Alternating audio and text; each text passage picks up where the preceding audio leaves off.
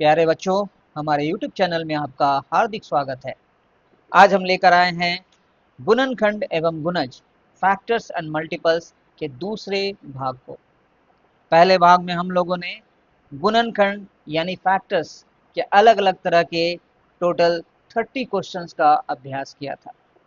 आज हम लोग दूसरे भाग में गुणज यानी मल्टीपल्स से रिलेटेड प्रश्नों का अभ्यास करेंगे। दोनों भागों को देखने के बाद हमें पूर्ण विश्वास है कि आप लोगों में इतना कॉन्फिडेंस आ जाएगा कि इस अध्याय पर आधारित किसी भी क्वेश्चंस को आप आसानी से हल कर पाएंगे। तो करते हैं शुरुआत क्वेश्चन नंबर 31 से। क्वेश्चन नंबर 31, 3 के पहले 8 गुणजों का योग बताएं। तो 3 का गुणज क्या होगा? पहला 8 गुणज, पहला गुणज होगा 3 इंटू 1, दूसरा होगा 3 इंटू 2, तीसरा होगा 3 इंटू 3, चौथा होगा 3 इंटू 4, पाँचवा 3 इंटू 5, छठा 3 इंटू 6, सातवां 3 इंटू 7, आठवां 3 इंटू 8। और इसका जो भी वैल्यू आएगा, 3 आया, ये 6 आया, ये 9 आया, ये 12, ये 15, ये 18, 21 एंड 24, इन सबको ऐड कर देना है और जो भी ऐड करके आए वो वैल्यू होगा आपका आंसर। इसका ट्रिक क्या है? ट्रिक है कि अगर आपको पूछा गया 3 के तो 3 लिख लेंगे, 8 गुणज बोला गया है तो 8 से मल्टीप्लाई करेंगे और साथ में 8 में एक जोड़ के 9 से मल्टीप्लाई करेंगे, इसको 2 से डिवाइड करेंगे तो ये हो जाएगा हमारा योगफल। 2 से देखिए ये 4 बार में कट जा रहा है, 3 4 जा 12, 9 जा 108, यही आपका ऐड करोगे तो यही आएगा 108। ये आपका आंसर हुआ option number A. Question number 32, 7 के पहले 4 गुणजों का योग है। तो एक तो नॉर्मल तरीके से पहला गुणज हो जाएगा 7 इंटू 1 यानी 7, दूसरा हो जाएगा 7 इंटू 2 यानी 14, तीसरा हो जाएगा 7 इंटू 3 यानी 21, चौथा हो जाएगा 7 इंटू 4 28। तो ये तो छोटा सा है, इसको हम ऐड करके भी देख ले सकते हैं, 8 9 13 20 2 4 6 7, 70 आंसर होगा ऑप्शन नंबर सी। ट्रिक से हम लोग कैसे बनाते हैं? ट्रिक क्या था हमारा? किस नंबर का है? 7 का। कितना गुणज? 4, और अगला नंबर क्या होगा? 4 में एक जोड़ के 5 बाई 2, 2 2 जा 4, तो 5 2 जा 10, 7 जा 70। आंसर हमारा दोनों ही केस में सेम आया। तो ट्रिक को भी याद रखेंगे, जहाँ पे एटलीस्ट बड़ा हो वहाँ पे ट्रिक से जरूर बनाएंगे, अगर याद हो। नहीं ट्रिक याद है तो आप ऐड करके बनाएंगे। क्वेश्चन नंबर 33, 6 के पहले 5 गुणजों का योग है। ट्रिक से फिर से बनाते हैं, क्या है? 6, 5 गुणज तो 5 और अगला नंबर 6 बाई 2, 2 से 3 बार में, 5 3 जा 15, 6 जा 90, हमारा आंसर हो जाएगा 90 option number A. Question number 34, 6 के पहले 4 गुणजों का योग है। हम लोग नॉर्मल तरीके से भी बनाएंगे ताकि दोनों की प्रैक्टिस होती रहे। पहला गुणज होगा 6 इंटू 1, दूसरा होगा 6 इंटू 2, तीसरा होगा 6 इंटू 3, चौथा होगा 6 इंटू 4। वैल्यू होगा 6, 12, 18 एंड 24। जोड़ेंगे 8 टू 10 और 6 10 4 10, 20 हो गया, कैरी 2 4 5 6 60, आंसर होगा ऑप्शन नंबर 4।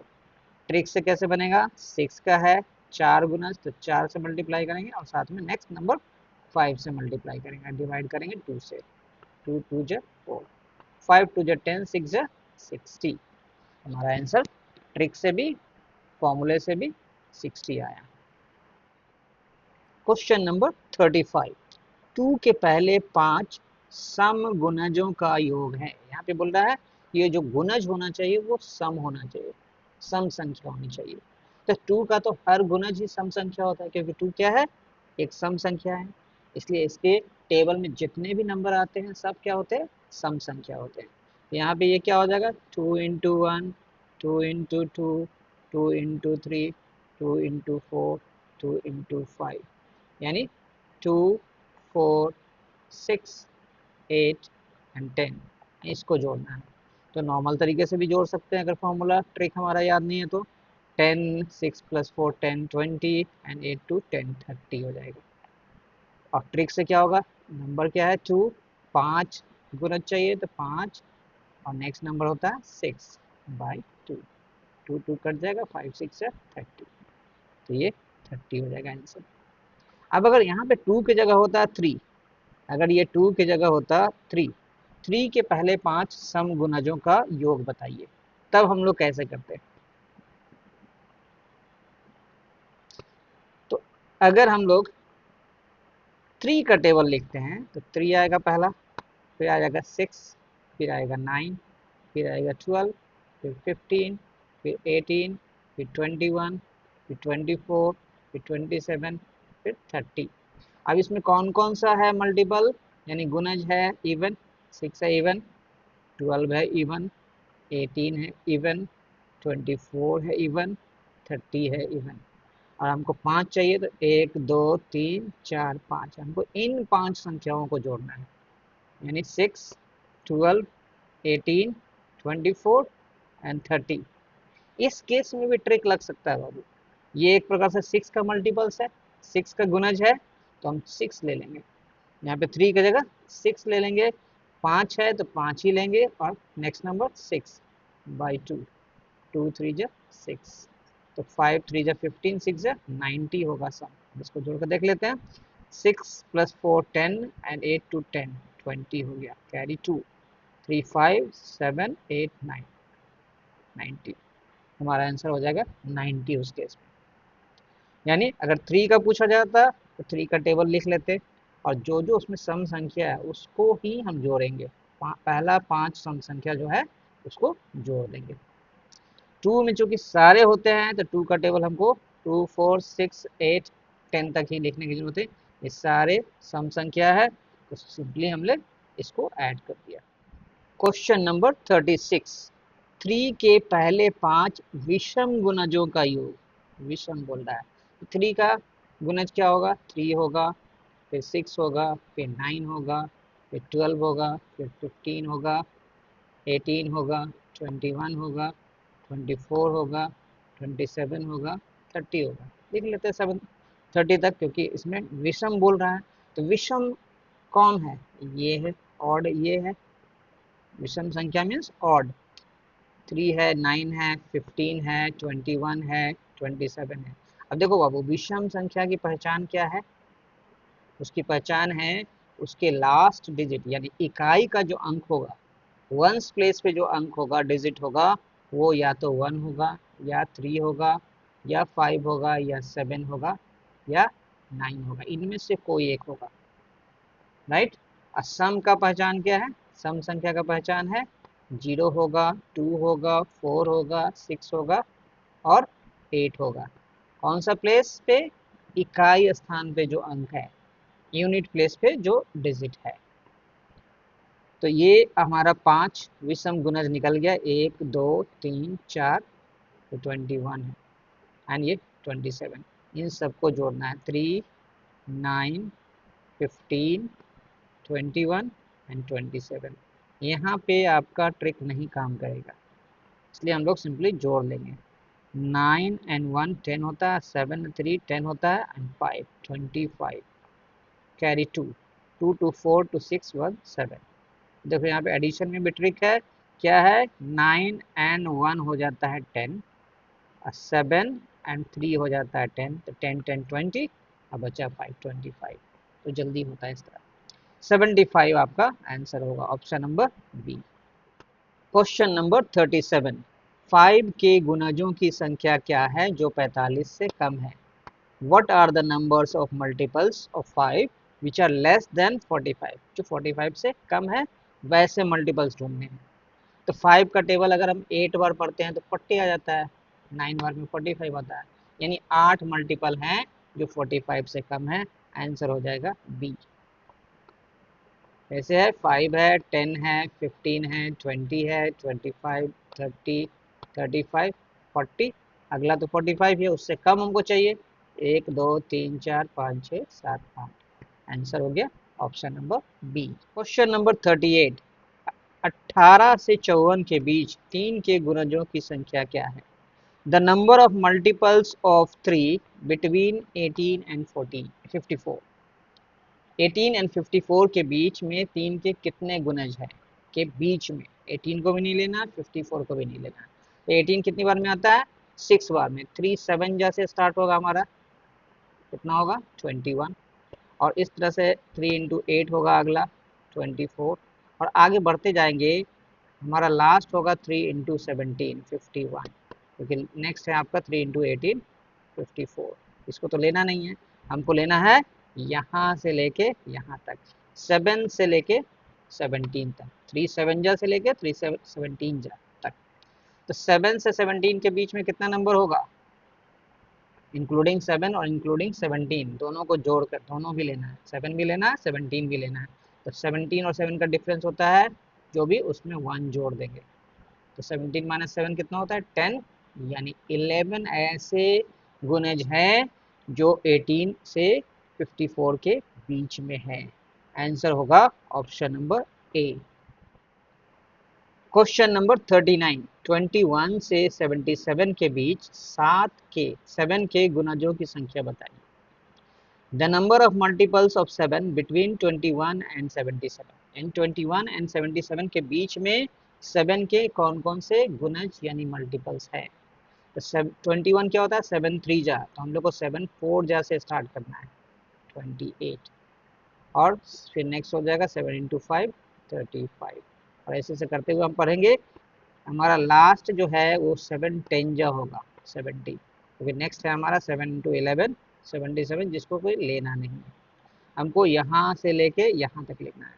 तो 7 4 जा से लेके 7 10 जा तक, तो 4 जा से 10 जा के बीच कितने नंबर होंगे 10 माइनस 4, और उसमें 1 जोड़ देंगे, ये आ जाएगा 7, यानी 7 मल्टीपल्स होंगे। Option number B. Question number 40, 4 के पहले 3 गुणजों का गुणनफल, इस बार क्या निकालना है, multiple of first 3 multiples of 4, यानी जो पहला 3 गुणज आएगा, पहला 3 मल्टीपल्स जो आएगा उसको आपस में मल्टीप्लाई करके जो वैल्यू आएगा वो लिखना है। तो 4 का पहला 3 क्या होता है, पहला होता है 4, दूसरा होता है 8, तीसरा होता है 12, इन तीनों को मल्टीप्लाई करके लिखना है। तो 8 4 जा होता है 32 इंटू 12। अब इसको कैसे ऐड मल्टीप्लाई करते हैं, डायरेक्टली मन में कैसे करेंगे, 32 10 जा करेंगे 320, और 32 2 जा क्या हो जाएगा 64, दोनों को जोड़ देंगे 384। ये हमने डिस्ट्रीब्यूटिव लॉ को फॉलो किया है। ऐसे आप मल्टीप्लाई इस तरह से भी कर सकते हैं।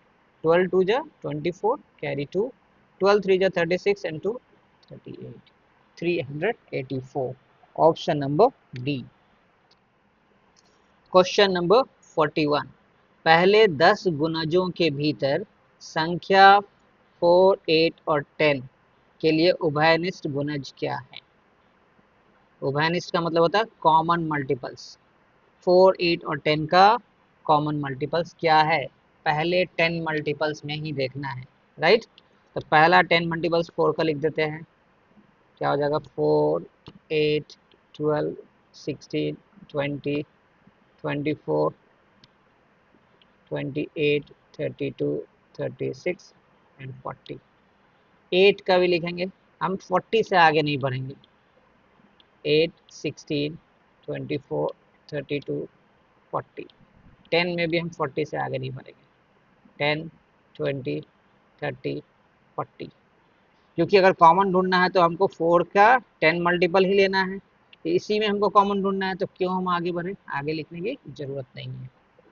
अब बोल रहा है कॉमन ढूंढना है, तो आप अगर ध्यान से देखेंगे तो कॉमन आपको केवल 40 ही दिखाई देगा तीनों में, यानी तीनों के गुणज, पहले 10 गुणज के बीच में केवल 40 ऐसा है जो तीनों में कॉमन है, यानी उभयनिष्ठ गुणज है।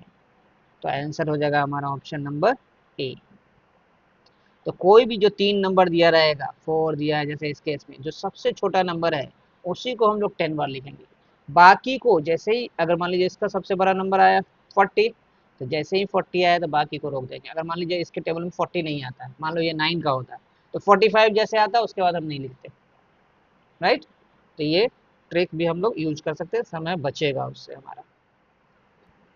पहले 10 गुणजों के भीतर संख्या 6, 8 और 12 के लिए उभयनिष्ठ गुणज क्या है, यानी कॉमन मल्टीपल्स क्या है 6, 8 एंड 12। अगेन 10 गुणज के भीतर ही देखना है। सबसे पहले 6 का लिख लेंगे, 6, 12, 18, 24, 30, 36, 42, 48, 54, 60। हम 60 से आगे नहीं बढ़ेंगे किसी में भी। 8, 16, 24, 32, 40, 48, 56, 64, 60 से जस्ट आगे बढ़ेंगे। और अगला क्या है 12, 12, 24, 36, 48, 60। इसमें 60 से आगे बढ़ने की जरूरत नहीं है। तो अब हम सब में देखेंगे कॉमन क्या है। 6 तो नहीं, 12 इसमें नहीं है, 18 इसमें है तो बाकी दोनों में नहीं है, 24 देखिए तीनों में है। अब अगला जो कॉमन होगा वो 24 का डबल होगा, 48 देखिए आपका तीनों में होगा, ये रूल है। अगला अगर कॉमन होता तो 72 होता, इसमें भी 72 आता, इसमें भी आता और इसमें भी आता। तो क्या बोल रहा है, पहले 10 गुणजों के भीतर संख्या के लिए उभयनिष्ठ गुणज क्या क्या है। तो दो आया हमारा 24 and 48, option number B. Question number 43, पहले 5 गुणजों के भीतर संख्या 7 और 14 के लिए उभयनिष्ठ गुणज क्या है। इस बार केवल 5 ही तक लेना है। तो 7 का ले लेंगे 5 तक, 7, 14, 21, 28, 35। अब इस पर 35 से आगे कोशिश करना नहीं बढ़ने का। 14 है जैसे 14, 28 जस्ट आगे बढ़ पाए, क्योंकि 28 तो छोटा था। बस 14 का हम 5 मल्टीपल लिखने की जरूरत नहीं है। अब हम देखेंगे क्या इसमें कॉमन है। 14, 14 दोनों में है। अब देखो हमने क्या बताया था, 14 अगर पहला कॉमन है तो दूसरा क्या होगा, इसका डबल 28। तीसरा होता है इसका ट्रिपल, 14 3 जा 42। लेकिन तीसरा 7 का 5 मल्टीपल के बीच में नहीं आएगा। तो हमारे पास दो हुआ, 14 एंड 28 कॉमन यानी उभयनिष्ठ गुणज है। 14 एंड 28 ऑप्शन नंबर सी। तो पिछला क्वेश्चन और ये क्वेश्चन सिमिलर था। क्वेश्चन नंबर 44, 6 के प्रथम 5 गुणजों के योग के दहाई के अंक और इकाई के अंक के बीच का अंतर क्या है। यानी 6 के फर्स्ट 5 मल्टीपल्स को जोड़ेंगे और वो जो नंबर आएगा उसके इकाई और दहाई के अंक के बीच का अंतर हमको पता करना है। यूनिट प्लेस और टेंस प्लेस पे जो डिजिट होगा उनका डिफरेंस पता करना है। चलिए देखते हैं। 6 का फर्स्ट 5 मल्टीपल्स क्या होगा, 6 होगा, 12 होगा, 18 होगा, 24 होगा, 30 होगा। इनका योग का फॉर्मूला क्या है, इसके योग का फॉर्मूला है 6 का गुणज है तो 6, 5 गुणज तो 5 से मल्टीप्लाई करेंगे और फिर नेक्स्ट नंबर 6 से 2 से डिवाइड करेंगे। 2 3 जा 5 3 जा 15, 6 जा 90। आप फॉर्मूला जिसको याद नहीं वो ऐड करके मिला देंगे तो वो भी 90 ही आएगा। राइट, 90 आ गया। तो 90 में इकाई के स्थान पे क्या है और दहाई के स्थान पे क्या है, देख लीजिए। दहाई के स्थान पे 9 है, इकाई के स्थान पे 0 है, इन दोनों का डिफरेंस क्या होगा 9 होगा। Option number D. बहुत ही सिंपल क्वेश्चन। क्वेश्चन नंबर 45, निम्नलिखित में से कौन सा सत्य है। एक प्रत्येक संख्या का एक गुणनखंड है। 1 is a factor of every number. तो ये बिल्कुल ट्रू है। 1 से हर नंबर को डिवाइड, किसी भी नंबर को डिवाइड करेंगे तो शेषफल कुछ नहीं बचेगा, यानी वो एक गुणनखंड है हर संख्या का। ये तो ट्रू है। कौन सा सत्य है ढूंढना था, तो यही आपका पहला ही सत्य हो गया, तो आगे पढ़ने की जरूरत नहीं है। फिर भी देख लेते हैं। किसी संख्या के गुणनखंड अनगिनत होते हैं। The factors of a number are uncountable. ये गलत है बाबू। किसी भी संख्या के फैक्टर अनलिमिटेड नहीं होते, अनकाउंटेबल नहीं होते, वो काउंट कर सकते हैं। जैसे मान लीजिए अगर हम 30 का निकालेंगे तो हमने कैसे सीखा था फैक्टर निकालना, 1 इंटू 30, फैक्टर मीन्स गुणनखंड निकालना, 2 इंटू 15, 3 इंटू 10, 4 से नहीं होगा, 5 इंटू 6। तो हमारे फैक्टर क्या थे, 1 2 3 5 6 10 15 30, यानी काउंट कर सकते हैं, 8 ही फैक्टर्स है, काउंटेबल है। तो ये तो गलत हो गया, बोल रहा है अनगिनत, अनकाउंटेबल नहीं, गिन सकते हैं। किसी संख्या के गुणज गणनीय होते हैं, ये भी गलत है। गुणज जो है वो काउंट नहीं कर सकते। जैसे अगर मान लो 3 का टेबल हम लोग लिखते हैं भले ही 10 तक ही, 3 10 या 30, वो केवल याद करने के लिए है, लेकिन 3 का कितना भी गुणज हो सकता है, 3 इंटू 9999999 भी लिख सकते हैं, ये भी 3 का गुणज ही होगा। तो ये अनकाउंटेबल है, अनगिनत है, गिन नहीं सकते इसको, अनंत है। तो ये भी ऑप्शन गलत है, यहाँ बोल रहा है गणनीय है, काउंट किया जा सकता है, नहीं किया जा सकता। अगला ऑप्शन है एक प्रत्येक संख्या का गुणज है, 1 is a multiple of every number. Wrong, 1 her number का मल्टीपल नहीं है, 1 केवल 1 का मल्टीपल है, 1 1 जा 1, और किसी के टेबल में 1 आएगा ही नहीं, 2 के टेबल में, 3 के टेबल में, किसी के टेबल में नहीं आएगा। तो ये भी गलत है। तो इस तरह से, वैसे भी पहला ऑप्शन था, हो सकता है ये जो ऑप्शन है जरूरी नहीं है कि पहले पोजीशन पे हो, वो चौथे पोजीशन पे होता है तो बाकी हम लोग को चेक करना पड़ता है, इसलिए हमने इन तीनों ऑप्शन को भी एक्सप्लेन कर दिया। एग्जाम में अगर आपको पहला ऑप्शन ही मिल जाता है सत्य, जैसे इस क्वेश्चन में ढूंढना था ट्रू, तो आप उसको टिक मार के स्टॉप, टिक मीन्स फिल कर लेंगे ए का गोला और हमारा काम खत्म हो जाता। क्वेश्चन नंबर 46, निम्नलिखित में से कौन सा सही है। पहला ऑप्शन है प्रत्येक संख्या स्वयं का एक गुणनखंड है, every number is a factor of itself. तो ये बिल्कुल ट्रू है। जैसे कोई भी एक नंबर ले लीजिए, मान लीजिए 7 लिया आपने, तो 7 का एक फैक्टर जो है, 7 का एक गुणनखंड खुद 7 होगा, 7 से तो ये डिविजिबल है, यानी ये ऑप्शन आपका सही है। लेकिन यहाँ पे देखिए एक ऑप्शन है सभी सत्य है, इसलिए हम लोग को बाकी ऑप्शन को भी चेक करना पड़ेगा इस क्वेश्चन में, राइट। इस क्वेश्चन में हो सकता है कि तीनों का तीनों सही हो, तो उस केस में हमारा ऑप्शन नंबर डी होगा करेक्ट। तो ऑप्शन नंबर बी को भी चेक करेंगे, किसी संख्या के गुणजों की संख्या अनंत होती है, यानी मल्टीपल्स की संख्या जो है इनफाइनाइट होता है, काउंट नहीं कर सकते, बिल्कुल सही है। अभी हमने पिछले क्वेश्चन में ही डिस्कस किया था, तो ये भी ट्रू हो गया, पहला भी ट्रू है, दूसरा भी ट्रू है। तीसरा ऑप्शन क्या है, एक संख्या अपने गुणनखंडों से पूर्णतः विभाजित होती है, विभाज्य होती है, बिल्कुल सही है। गुणनखंड उसी को तो बोलते हैं जिससे कोई संख्या पूरी तरह विभाज्य हो जाए, तो ये भी ऑप्शन सही है।